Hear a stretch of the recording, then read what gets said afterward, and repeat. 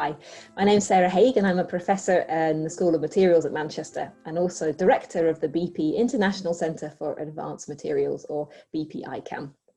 I'm speaking today as a contributor to the University of Manchester COVID Catalyst series, and I started as director of bp-ICAM on the 1st of July this year, so in the middle of the UK lockdown and at a really exciting time for BP.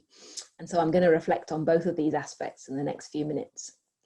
Just to give you some background, the bp-ICAM is a $100 million investment by BP into an academic industrial partnership between BP and 4 universities, including Manchester. The centre's focused on fundamental and applied research, with the goal being to meet current and future materials challenges within BP and the wider energy industry. We have over 200 active researchers, and I think that everybody has been affected by the move to working from home in some way or another. While this may have been welcomed by those who have no longer got to do a lengthy commute, it has been really difficult on those who found themselves isolated or with additional caring responsibility, perhaps due to COVID-induced school closures or the loss of family and paid support. The bp-ICAM hub is based in Manchester, and when the university closed in March, the hub staff moved to the weekly Zoom check-ins, regular scheduled and drop-in meetings, team project updates with BP, all the online stuff we are used to as the new normal. Now, has the advantage that we're able to offer more flexible working patterns, and also I understand that the quality of coffee has improved. Now, to support our researchers, we have tried to be as flexible as possible with the funding, and where we've been able to be aware that individuals have been disproportionately affected, we've looked to see what we can do. So for example, in one project that I'm involved in, 2 students both lost their family childcare arrangements due to lockdown restrictions. And in their case, we were able to move money that we would have spent on conferences this summer in order to support them with childcare costs in order to get them back into the labs when we reopened. Now, the lockdown has also changed the way that we communicate our research, and this year's bp-ICAM annual conference is going to be online. This is the first time we've done this, but despite some downsides, I think that there are clear advantages. People don't have to travel halfway around the world, and they can still hear about the latest discoveries, and it will hopefully therefore be a more accessible platform. We'll be able to reach more researchers that are interested. We've also seen an increased attendance at our webinar series. Most of these previous webinars are available on YouTube, so please do have a look. There's some really exciting presentations from bp-ICAM universities, as well as more widely from academics around the UK and the world. Now, so it's important to mention that the pandemic has strongly affected worldwide energy demand, and that together with the global evidence of climate change is really focusing the world's interest on transitioning to a more sustainable energy model. And BP absolutely wants to be part of that change. So this year, BP's new CEO, Bernard Looney, announced a move to change from the company's last 111 years as an international oil company to be a new future as an integrated energy company.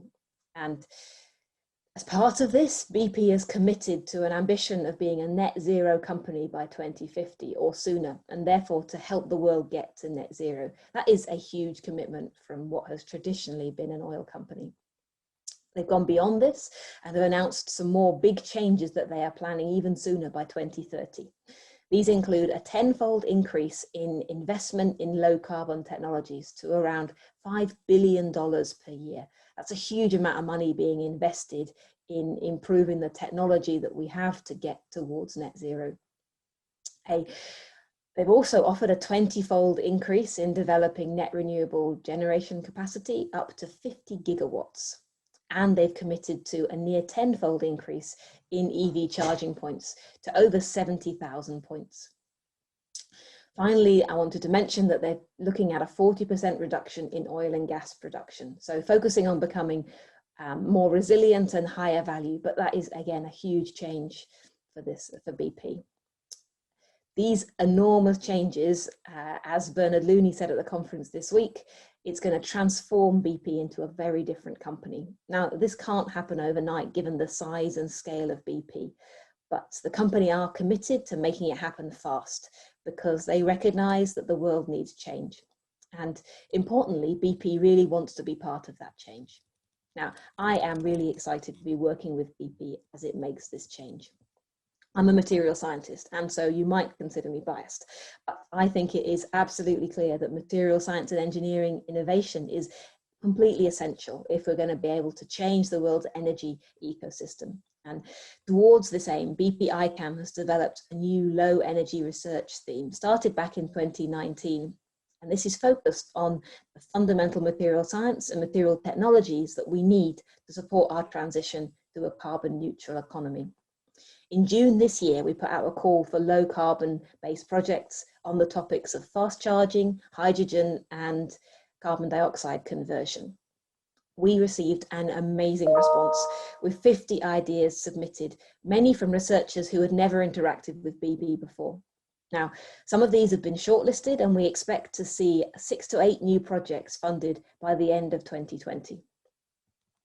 Now, the topic areas for this low carbon call were in areas where we see key materials challenges. So the first I wanted to mention is fast charging. Now, this is one of the key problems that faces widespread adoption of electric vehicles, which we know are part of our low carbon future. Electric cars now have the battery life close to matching the range of petrol cars, but it's much quicker to fill up your petrol car. Even with Tesla's supercharging points, it takes half an hour to add 200 miles to your battery.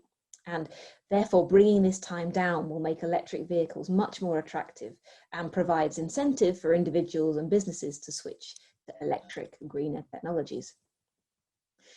We also recognise, however, that battery technology is just not going to work for every purpose. An example would be aeroplanes, where it's really challenging to use batteries, and we need a physical fuel. Now, I've been fortunate to be working on a BP project where we're looking at reactions which, although traditionally used in oil processing, are now a key part of a pilot plant in Nevada, which is converting household rubbish or municipal solid waste into jet engine fuel of the highest quality. And this fuel represents an 80% reduction in carbon emissions compared to what we'd expect with conventional fuel. The other approach is to move to a hydrogen-fueled economy. So hydrogen is a clean burning fuel and has the potential to replace natural gas, and therefore could be used in areas where you can't use batteries. But a lot of the hydrogen that is currently produced is made from fossil fuels. So we need to look at ways of producing it cleanly and then storing it safely. And the final focus area of our recent call for funding areas was in carbon dioxide conversion. And since carbon dioxide is likely to continue to be a problem, unfortunately, for the foreseeable future, then we want to be looking for ways to mitigate its effects and convert it back to a reusable fuel or useful chemical. Now, having seen the initial responses, I am absolutely confident that bp-ICAM researchers are going to deliver amazing things in all 3 areas that we've mentioned in low carbon. I'm really looking forward to working with them and with BP to deliver the material solutions that we need for a sustainable future and to deliver reduced carbon emissions that we need to meet society's net zero ambitions.